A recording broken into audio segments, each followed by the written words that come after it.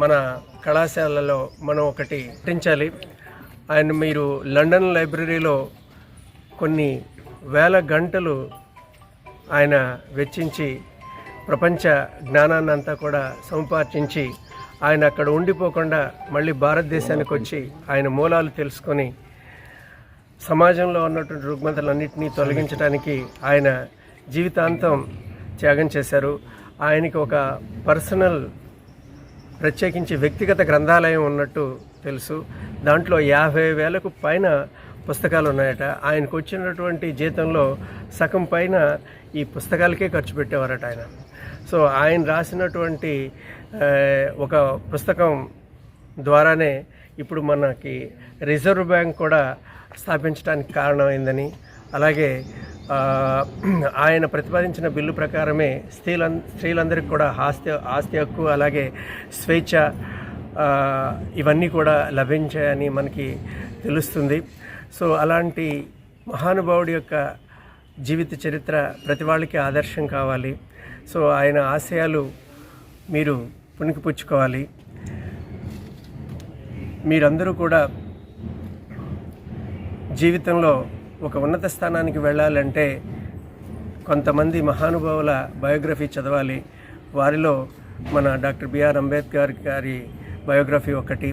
So మనం ఈరోజు ఇంత స్వేచ్ఛ, సమానత్వము, అలాగే సమాజంలో అత్యున్నత స్థానానికి అందరూ కుల మత భేదాలు లేకుండా ఒక ఉన్నత స్థానంలో ఉన్నామంటే ఆయన యొక్క కృషి ఎంతో ఉందని అందరూ గర్వించాలి. అంబేద్కర్ అంటే ఏ ఒక్క కులానికో ఏ ఒక్క మతానికో సంబంధించిన వారు కాదు, అందరి వ్యక్తిగా మనం భావించాలి. ఆయన చూసి ఎంతో మనం గర్వపడాలి. భారతదేశం ఆయనకి భారత రత్న కూడా ఇచ్చి ప్రపంచ దేశాలకి ఆయన యొక్క విలువను చాటడం జరిగింది. ఇంత మహానుభావుడి యొక్క జన్మదినోత్సవము ఈరోజు మనం జరుపుకోవటం కళాశాలలో చాలా ఆనందంగా ఉంది. సో అందరూ కూడా ఆయన జన్మదిన సందర్భంగా శుభాకాంక్షలు.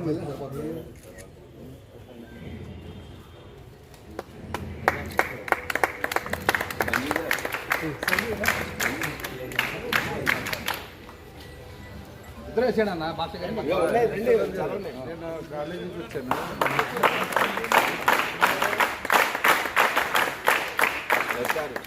వచ్చాడు నేను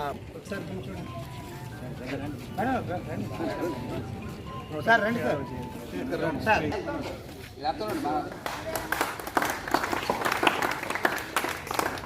అందరికీ నమస్కారం. ఈరోజు 135వ జయంతి వేడుకలకు హాజరైనటువంటి అధ్యాపక మిత్రులకు,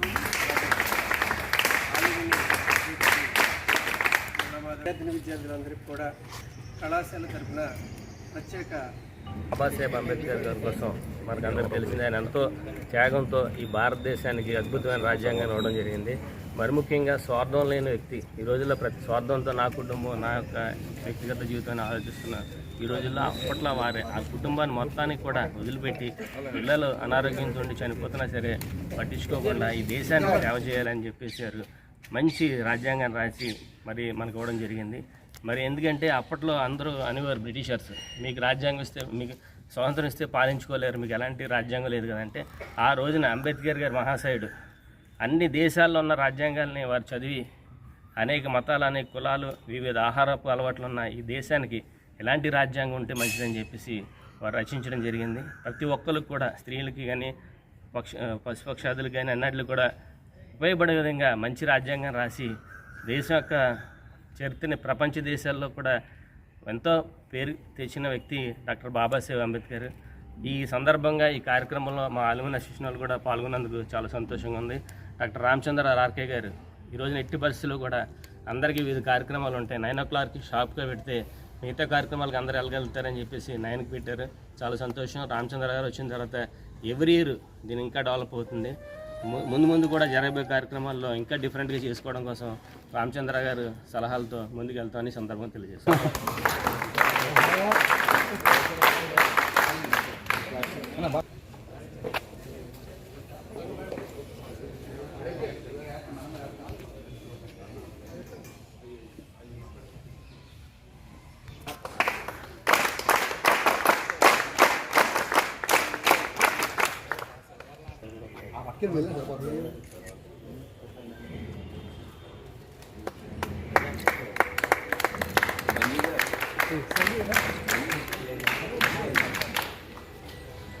ఇద్దరు వచ్చాడన్న భాష నేను కాలేజీ నుంచి వచ్చాను.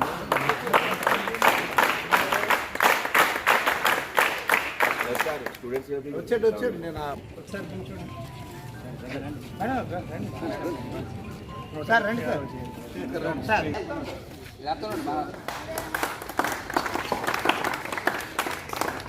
అందరికీ నమస్కారం. తొందరగా సెట్ అవ్వాలి.